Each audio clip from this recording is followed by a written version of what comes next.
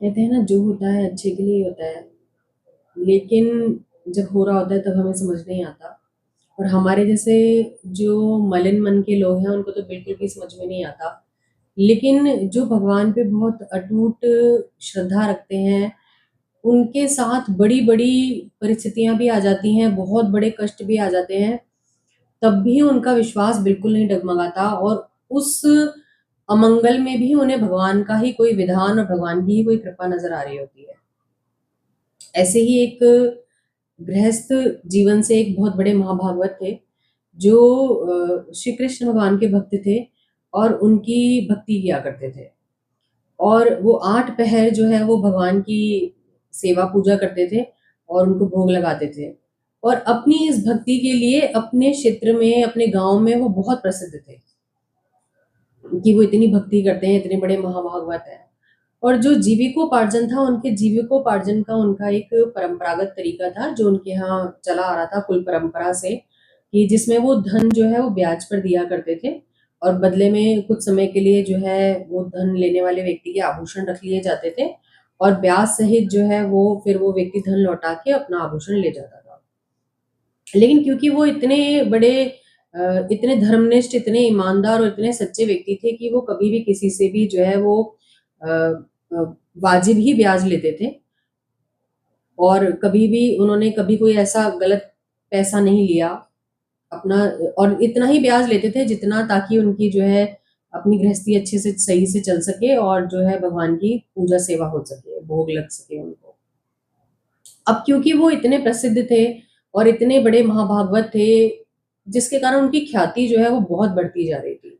क्योंकि धन संपदा की भी ऐसी कोई कमी नहीं थी उनके पास में, तो बहुत लोग जो है उनकी इस ख्याति, बढ़ती हुई ख्याति से ईर्ष्या करने लगे। क्योंकि जैसा होता भी है कि जो इतने महाभागवत होते हैं, उनकी ख्याति से भी लोग बाग जो है बहुत ईर्ष्या द्वेष करने लग जाते हैं। तो उनकी इस ख्याति से लोग चिढ़ने लग गए और उन्होंने ऐसा सोचा कि कुछ भी ऐसा किया जाए ताकि इनका नाम जो है और इनकी बढ़ती हुई ख्याति जो है इसको खराब किया जाए।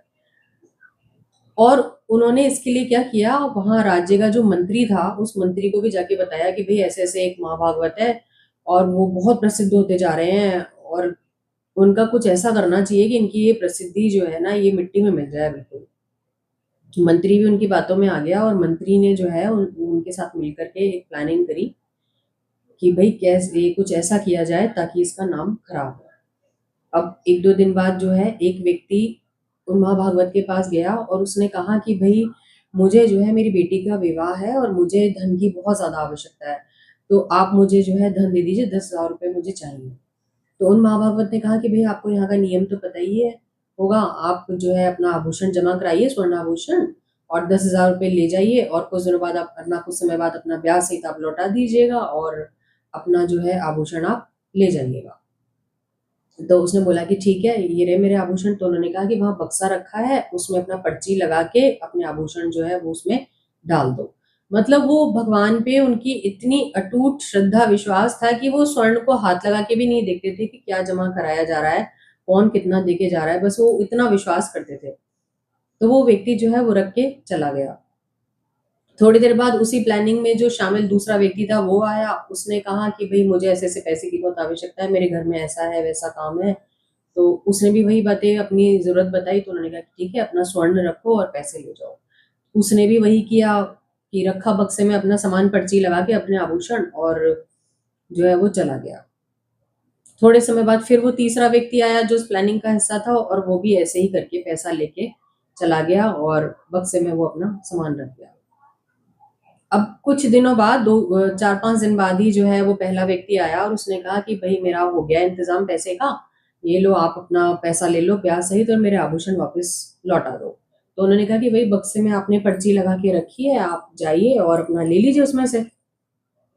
तो जब उस आदमी ने बक्सा खोला तो उसने तो शोर मचाना शुरू कर दिया कि अरे! इसमें तो मेरे आभूषण है ही नहीं, ये तो बहुत ढोंगी है, इन्होंने तो इसके अंदर पत्थर भर दिए, मैं तो अपने स्वर्ण स्वर्ण आभूषण रख के गया था। जबकि वो रख के पत्थर ही गया था, लेकिन वो बेचारे कभी चेक ही नहीं करते थे, कभी देखते ही नहीं थे कि क्या रख के कोई जा रहा है। इतना विश्वास वो भगवान पर करते थे और भगवान पे ही आश्रित होके चलते थे वो।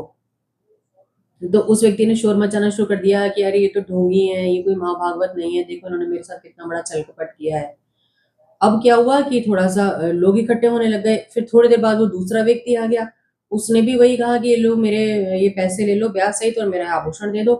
उसने भी वही कहा कि अरे इन्होंने तो पत्थर भर के रख दिए, ये तो मेरे आभूषण ही नहीं है इसमें, इन्होंने तो हमारे साथ छल-कपट किया। फिर थोड़ी देर बाद तीसरा आ गया और तीनों ने मिलकर इतना शोर किया कि भई जो है ये तो बहुत बड़े छली-कपटी हैं, ये कोई महाभागवत नहीं है, कोई भजनानंदी नहीं है, कोई संत नहीं है ये, कोई भक्त नहीं है, ये तो सबके साथ छल-कपट करते हैं। अब वहाँ जो गाँव के लोग थे उनको भी लगने लगा कि भैया ये तो सच में कोई ढोंगी ही है, क्योंकि एक व्यक्ति झूठ बोलेगा, 2 बोलेगा, ये 3-3 लोग तो झूठ नहीं बोल सकते हैं। और सब लोगों को यही लगने लगा कि ये जो है कोई छली ही है, ये कोई ढोंगी है। महाभागवत को जो है वो इस सब में लगा कि ये तो भगवान की कोई लीला हो रही है। नहीं तो मैंने तो आज तक कभी किसी का 1 रुपया भी नहीं खाया, ना मैंने कभी कोई ऐसा काम किया। तो ये मेरे साथ क्यों हो रहा है? तो वो उन्होंने ये विश्वास किया कि ये भगवान की ही कोई विधान हुआ है। तो उन्होंने पहले अपनी पत्नी को फटाफट कहा कि तुम ये जो भगवान का विग्रह लेके और भगवान जी के जो स्वर्ण आभूषण है, ये लेके अपने पीहर चली जाओ, नहीं तो ये तुम्हें भी फँसा देंगे साथ-साथ यहाँ पे। तो वो जो है पीछे के दरवाजे से वो अपने पीहर चली गई विग्रह लेके और उनके स्वर्ण आभूषण लेके। तो उन्होंने मंत्री को बुलवा लिया उन तीनों ने और ऐसे शोर मचा के और मंत्री को बुला के कहा कि देखो ये तो ऐसा छली कपटी है। और वो जो मंत्री था वो उनको पकड़ के ले गया राजा के दरबार में और वहां जाके उनके ऊपर खूब इल्जाम लगा दिए, खूब बदनामी करी उनकी। और राजा ने फिर उनको कारागार में डलवा दिया। फिर उन लोगों ने ये शोर मचाया कि भई अरे इसकी तो पत्नी भी है और वो स्वर्ण आभूषण लेके चली गई है। और तो फिर उन्होंने कहा कि अच्छा जाओ उसकी पत्नी को भी पकड़ के लेके आओ। और वो पत्नी को भी पकड़ के लेके आया गया विग्रह सहित और जो उनके आभूषण थे विग्रह के स्वर्ण के उनके सहित उनको लाया गया। तो स्वर्ण आभूषण जो है उनसे लेकर के अपने जो राजा का जो स्टोर रूम था वहाँ डलवा दिया गया और वहीं पे उस विग्रह को भी वहीं उस आभूषणों के साथ रखवा दिया। और दोनों जो है महाभागवत और उनकी पत्नी को कारागार में डाल दिया। अब जब उनको कारागार में डाला तो वो अपनी पत्नी के सामने जो है बहुत फूट-फूट के रोने लगे। वो कहने लगे कि आज जो ये मुझे कारागार में डाला है, मुझे इस कष्ट से कोई कष्ट नहीं हो रहा, कोई पीड़ा मुझे नहीं है। लेकिन जिस विग्रह की मैं 8 पहर सेवा करता था, पूजा करता था, उन्हें भोग लगाता था, उनकी इतनी सेवा करता था, आज उनके साथ ऐसा हो रहा है, जो दुनिया को चलाने वाले हैं कि उनको आभूषणों के साथ में रख दिया गया है। और वो इतना ज़्यादा दुखी हुए कि मैं जो है उनकी कैसे पूजा अर्चना होगी, उनको कैसे भोग लगेगा। और वो इतना रोए कि उनका जो वो पीड़ा थी वो उससे एक ऐसा आर्त भाव कहते हैं ना हृदय से वो रोए और इतना उनको पीड़ा महसूस हुई कि उनका वो एक आर्त भाव बना और उनकी इसी पीड़ा को देख के तुरंत जो है वो श्री कृष्ण भगवान वहाँ प्रकट हो गए। और भगवान को देखते ही वो जो इतना दर्शनाभिलाषी थे कि भई कब मुझे दर्शन होंगे, इतना वो भजन किया करते थे कि कब मुझे दर्शन होंगे, भगवान के कब दर्शन होंगे। वो उस आर्त भाव से जो है वो तुरंत भगवान प्रकट हो गए और उन्होंने कहा महाभागवत ने कि भगवान मुझसे ऐसा कौन-सा अपराध बना कि आपने मुझे सेवा से विमुख कर दिया।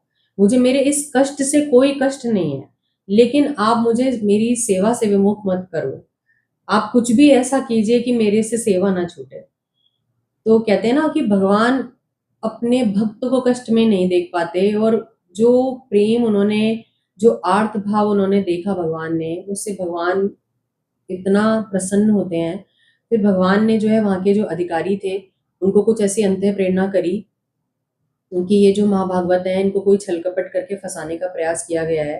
तो उन अधिकारियों को भी संशय हुआ और उन्होंने जो है वो एक जाँच बैठाई जिसमें पता चला कि भई ये तो सच में उनको फँसाने के लिए ही किया गया था, उनसे ईर्ष्या, द्वेष रख कर के। तो फिर उन्होंने जो है पता चला कि भई ये तो इसमें पूरी प्लानिंग मंत्री की थी।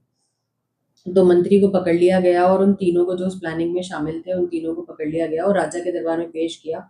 जब राजा को पता चला तो राजा को इतना दुःख हुआ और इतना क्रोध आया कि उन्होंने मंत्री को और तीनों जो शामिल थे उस प्लानिंग में उनको बहुत कड़ा दंड दिया और महाभागवत से क्षमा माँगी और उनको जो है आदर सहित उनकी पत्नी को और विग्रह को उनके घर भिजवाया गया और उनसे क्षमा माँगी। उन्होंने कहा कि भैया आज से आपको कोई परेशान नहीं करेगा और आपकी सुरक्षा की और आपकी सभी चीज़ों की जो है ज़िम्मेदारी वो मैं लेता हूँ। तो ये जो एक महाभागवत की उनके अनुभव की जो एक घटना है, एक दृष्टांत है, इससे हमें एक बात पता चलती है कि कहते हैं ना कि कितनी भी भक्ति भजन कर लो, पर जो आर्त भाव है वो उन शायद सुख सुविधाओं में रहकर नहीं बन पाता, जो आर्त भाव कभी कभी इतने बड़े कष्ट में और इतने बड़े दुख से बन जाता है। तो वो भगवान के दर्शनों के लिए इतने आतुर थे, पर उनको दर्शन नहीं हो रहे थे, और भगवान ने वो पीड़ा देकर, वो कष्ट देकर के, जिसमें उन महाभागवत को विश्वास था कि ये भगवान का ही कोई विधान है। कहते हैं ना, भक्त में भी वो विश्वास होना चाहिए, तभी ऐसा हो पाता है, अन्यथा नहीं हो पाता है। तो वो इतनी कष्ट और पीड़ा दी कि वो जो आर्त भाव था, जो भक्ति और भजन से नहीं बन पा रहा था, वो भगवान ने उस दुख और पीड़ा से बनाया। भगवान कभी अपने भक्त को कोई कष्ट और दुख नहीं देना चाहते हैं, लेकिन कभी कभी भगवान अपने और भक्त के बीच की दूरी को मिटाने के लिए जो है वो ऐसी परिस्थितियां बना देते हैं, ताकि वो आर्त भाव प्रकट हो सके, जिससे भगवान और भक्त के बीच की दूरी मिट जाती है। तो भगवान ने जो है ऐसी समस्या दी, ऐसी परिस्थिति पैदा करी, ताकि भक्त और भगवान के बीच की वो दूरी मिट सके, और भगवान जो है वो अपने भक्त के सामने प्रकट हो सके। वो जो प्रेम भगवान के प्रति उनका आर्त भाव में प्रकट हुआ, शायद उसी की कमी रह रही थी। और कभी कभी हम सोचते हैं कि ये कष्ट हमारे ऊपर आया है, भगवान हमें ऐसा कष्ट क्यों दे रहे हैं, पर सच बात तो यह है कि भगवान अपने भक्त से उस दूरी को मिटाने के लिए कई बार ऐसी परिस्थितियां हमारे सामने पैदा करते हैं, जिन्हें हम अगर विश्वास रखें कि ये भगवान का ही कोई मंगल विधान है, तो भगवान और भक्त के बीच की दूरी को मिटने में जो है वो देर नहीं लगती।